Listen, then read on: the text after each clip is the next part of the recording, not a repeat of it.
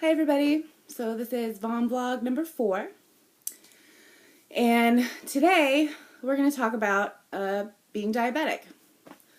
In 2013, when I had my emergency back surgery, when I got out of surgery and came out of my doped up stupor, they said, hey, in addition to us, slicing through your spinal cord and your dead leg, you're also diabetic. We weren't sure if you were aware. I wasn't. So I had that to adjust to. When I was first diagnosed, I had to be on injections and oral medication. Fortunately, don't have to do injections anymore. It's just oral medication. But, it's expensive to be diabetic. All the testing tools, the needles, everything, it costs a lot of money. There's one reason to try and reverse this, because it is a type 2 adult onset, most likely brought on by my weight. There is a possibility that if I can drop enough weight, I can, reverse it so I'm no longer diabetic. That's my hope. Because there's a lot of bad things that go along with being diabetic. One of which, my hair used to be much thicker than this. Because diabetes affects your circulation, it also affects the amount of blood that gets to your scalp, which means it affects hair growth and keeping your follicles alive. So if the follicle's not getting enough blood, it dies and that hair falls out. And I noticed not too long ago that my hair was falling out at an alarming rate. And I really didn't understand why. I was like, is this just because I'm getting old and my hair's falling out? No, it turns out it's diabetic. It's from being diabetic. Another way diabetes affects you is your skin doesn't retain moisture very well. So lotion becomes real important because your skin dries out real fast. You don't fight off infections as well. Most people know about the big consequences, like because of poor circulation, some people have to have limbs amputated. I don't want to have to do that. So that's just another thing that kind of motivates me to get some of this weight off.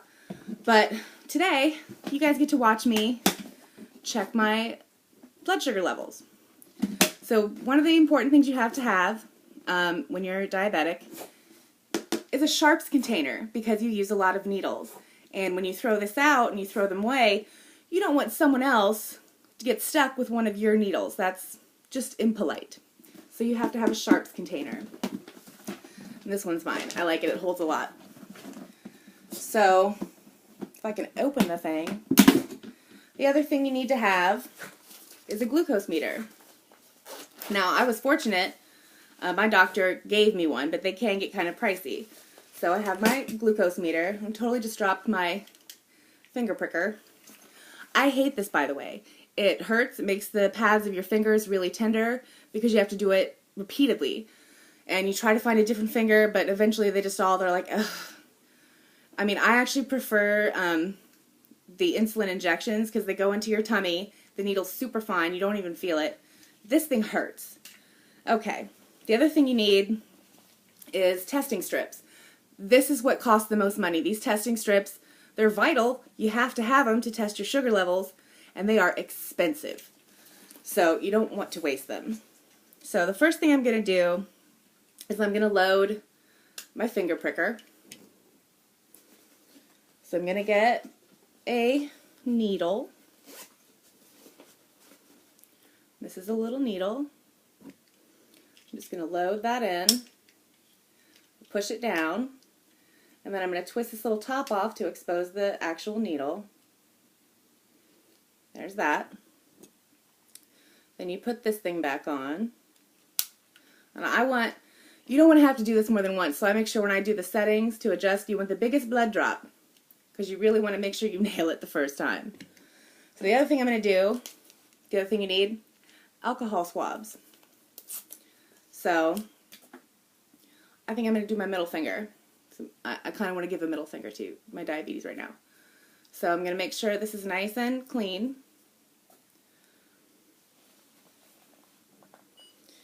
And I also forgot to turn my meter on. So I've got my glucose meter on. And I'm going to put in a testing strip. And since I just touched a whole bunch of stuff, like an idiot, I'm going to clean my finger again. If there's a way for you to avoid becoming type 2 diabetic, avoid it. It's a pain in the ass and it's expensive. Dry off the alcohol. Now you're going to watch me be a big old baby. Okay? You want to press this as hard as you can against the pad of your finger. Some people do it on the side. I don't. It hurts. Alrighty. Then we're just going to squeeze. And it's going to soak up blood.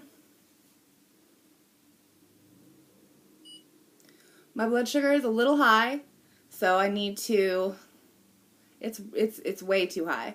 So I need to get that under control. I've been doing really good diet-wise the last couple days, but I think I might be getting sick. And here's the other thing. Stress affects your blood sugar levels. So if your body is stressed out, it can raise your blood sugar levels. So anyways, that's the fun. You get to take another alcohol swab and wipe off your bloody finger. Push hard because you want it to clot, because you don't want it to keep bleeding. All these little alcohol swabs, they go in my sharps container. I'm going to take the needle out of here. Sharps container. Also, testing strip, sharps container. Anything that's contaminated with my blood, I want to keep it in this container so that no one else has to touch it. All right. That was your lesson in being diabetic 101. Okay, see you guys tomorrow. Bye.